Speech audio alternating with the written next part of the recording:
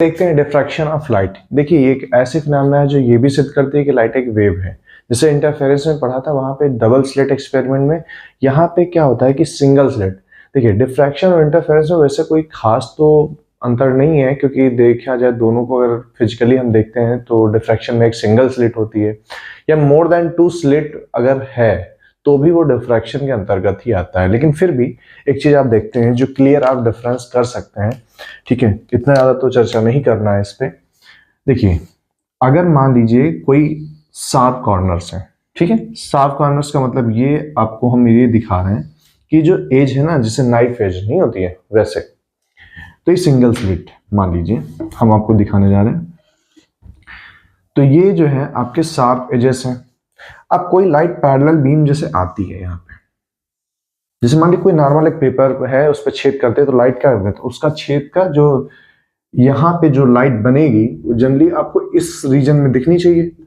अगर light parallel beam है और सीधी रेखा में ट्रेवल करती है तो क्या करें, लाइट ये जो डॉटेड लाइन है इसी रीजन में दिखनी चाहिए ना, नॉर्मली तो ये होना चाहिए। बट होता क्या है कि जब हम शार्प एज से पैरेलल बीम लाइट को गुजारते हैं तो ये लाइट ना ऐसे चूंकि वेव के फॉर्म में पड़ती है ना ऐसे, तो ये जो रीजन है ये क्या है, ये ज्योमेट्रिकल शैडो रीजन है। क्या है, ज्योमेट्रिकल शैडो। जनरली क्या होना चाहिए था, लाइट को इस पाथ के नीचे आना ही नहीं चाहिए था, ठीक है ना, इस पाथ के ऊपर जाना चाहिए था। बट क्या हो रही है, लाइट यहां भी जा रही है और यहां भी जा रही है। तो इसका मतलब क्या है कि लाइट जो है अपने पाथ से थोड़ा सा बेंड हो गई, और यही जो फिनोमेना है कि लाइट जो बेंड हो जा रही है अराउंड शार्प एज कॉर्नर्स, ठीक है, और ज्योमेट्रिकल शैडो रीजन में फैल जा रही है, इसी को हम कहते हैं डिफ्रैक्शन, ठीक है। तो अब इसको थोड़ा सा और, चूंकि जिसका डेरिवेशन आपको करना है, तो सबसे पहले डेफिनेशन अगर आप देखें तो क्या लिख सकते हैं, तो डिफ्रैक्शन में आप ये जनरली आप डेफिनेशन ये दे सकते हैं, the bending of light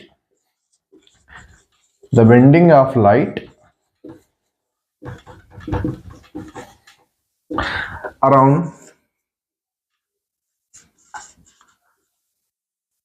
sharp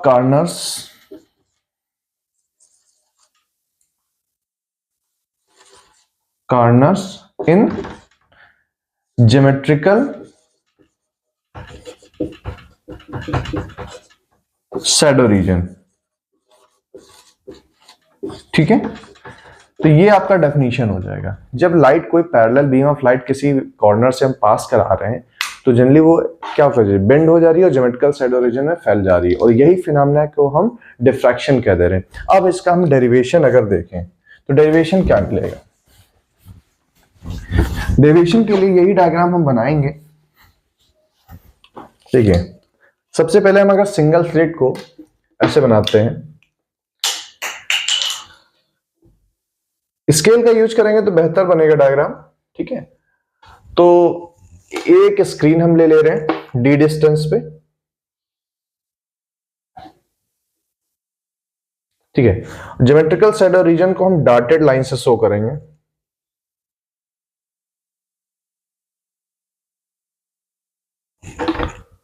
देखिए डायग्राम बन गया तो फिर डेरिवेशन में बहुत ज्यादा टाइम नहीं लगेगा,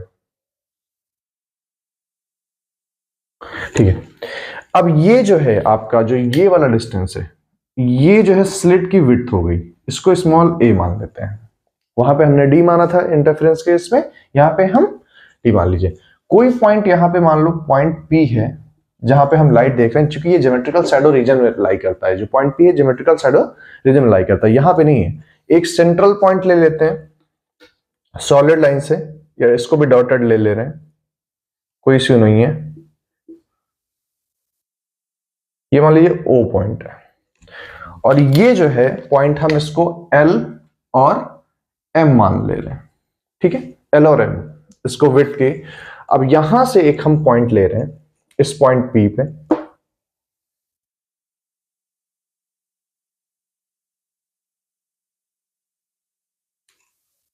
अब इस पॉइंट पे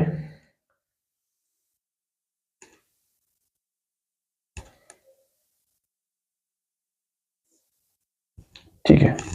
अब ये पैरेलल लाइन से ये मान लीजिए एंगल थीटा बन रहा है, तो ये सारी लाइट इसी जगह से इस पॉइंट P तक जा रही है।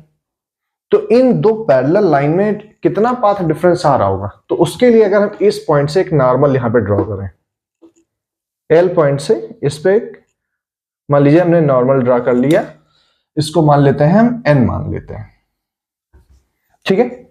और ये जो पॉइंट है ब्लू पेन से, ये स्लिट की विड्थ हो गई एल और एम, ठीक है। ये एंगल थीटा है, ये एंगल थीटा, और ये एंगल को भी हमने थीटा मान लिया है, इतना है, ठीक है। डायग्राम फिर से समझ लेते हैं, बहुत ज्यादा नहीं है डिफिकल्ट।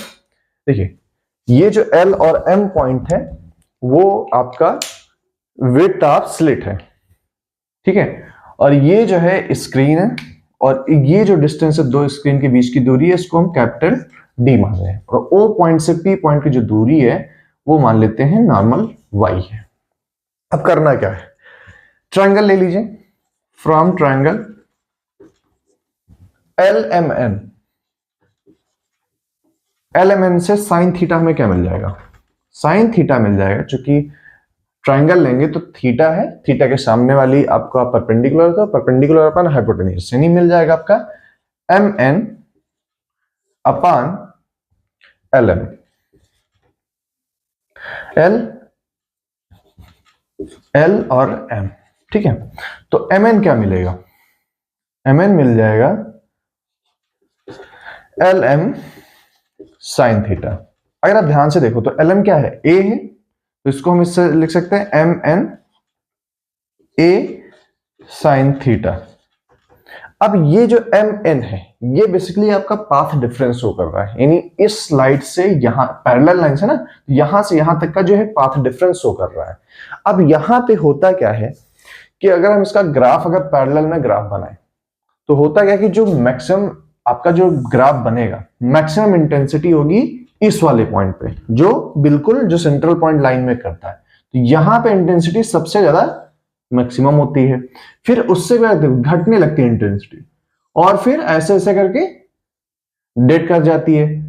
यहां पे इंटरफ्रेंस के जैसे इक्वली डिस्ट्रीब्यूटेड नहीं होती है, सेंट्रल में मैक्सिमम यानी ब्राइट फ्रिंज मिलती है, फिर उससे कम, फिर उससे कम, फिर उससे कम, ठीक है। तो ये जो मिलेगी यहां पे, तो अगर हम मैक्सिमम फर्स्ट मिनिमम की बात करें तो वो एन लेमडा के बराबर होना चाहिए for secondary minimum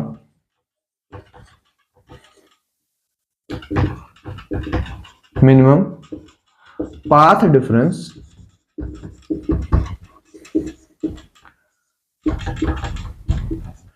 should be equal to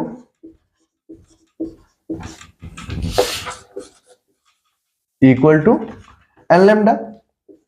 तो इसी को हम एन लेमडा के इक्वेट में कर देंगे, तो a sine theta equals to n lambda, ठीक है। या फिर साइन थीटा की बात करें तो ए एन लेमडा बाई ए आ जाएगा।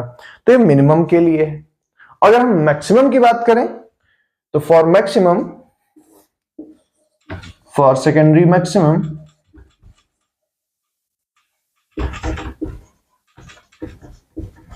ठीक है, तो वो क्या हो जाएगा, अब यहां पे लेमडा में लेमडा बाई 2, चूंकि यहां पे हम अगर मिनिमम की बात करें तो पाथ डिफरेंस लेमडा बाई 2 के टर्म में लेके चल रहे हैं, ठीक है। अगर मैक्सिमम की बात करेंगे तो ऑड नंबर्स में चलेंगे, तो ऑड नंबर्स में क्या करते हैं, जनरली 1/2 एड ऑन करते चले जाइए, जैसे लेमडा प्लस 1/2 या फिर 2 लेमडा प्लस 3/2 ऐसे करके एड ऑन करके चलेंगे तो 2 3 5 7 ऐसे ऑड नंबर में आना चाहिए। तो ये हमारा जो हो जाएगा a sin theta equals to हो जाएगा 2n+1 बाई 2 लैम्डा, ठीक है। तो ये आपके दो फॉर्मूले बन जाते हैं यहां पे। अब जनरली आपसे जो क्वेश्चन पूछेगा वो विड्थ ऑफ सेंट्रल मैक्सिमा की बात करेंगे या विड्थ ऑफ या एंगुलर मैक्सिमा की बात करेंगे। तो देखिए हमें अगर पता करना है कि विड्थ ऑफ सेंट्रल मैक्सिमा क्या होगी, तो विड्थ ऑफ सेंट्रल मैक्सिमा यहां पे देखिए फर्स्ट मिनिमम की डिस्टेंस अगर ले लें यहां से यहां तक, तो यही तो है उसका विड्थ ना। तो वो विड्थ के लिए क्या हो गए, हम डिस्टेंस ले लें सेकेंडरी मिनिमा की, तो उसके लिए फॉर्मूला हमारे पास क्या है, a sin थीटा, यहां पे लिख लेते हैं विड्थ ऑफ सेंट्रल मैक्सिमा, ठीक है। तो क्या करेंगे, पहले फर्स्ट मिनिमम की डिस्टेंस ले लेंगे, तो डिस्टेंस ऑफ फर्स्ट मिनिमम,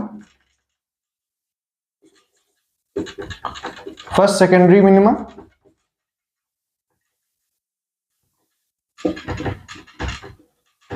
ठीक है, वो किसके इक्वल है, वो आपके इक्वल है a sine theta equals to l lambda, या फिर ये कह सकते हैं sine theta is equals to lambda by a के बराबर है। और चूंकि स्मॉलर एंगल है तो साइन थीटा यहां पे हम अप्रोक्सीमेटली थीटा ले रहे हैं, तो यहां में थीटा इक्वल्स टू क्या मिल जाएगा, लेमडा बाई ए। इतना तो क्लियर है, ठीक है। अब एक ट्रायंगल हम और ले रहे हैं इसके लिए, चूंकि हमें सेंट्रल मैक्सिमा चाहिए तो हम यहां से लेकर के ये वाला ट्रायंगल ले रहे हैं, तो यहां पे साइन थीटा क्या मिल जाएगा, चूंकि एंगल यहां भी वही थीटा है, तो अगर यहां पे बात करेंगे तो परपेंडिकुलर अपन हाइपोटेनियस के लिए जाएंगे, तो जनरली हमें क्या मिल जाएगा, एक साइन थीटा इक्वल्स टू, यहां पे इसको हम रब कर दे रहे हैं, हमें जरूरत पड़ेगी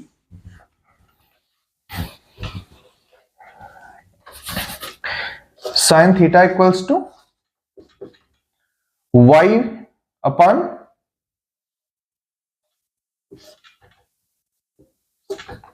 डी,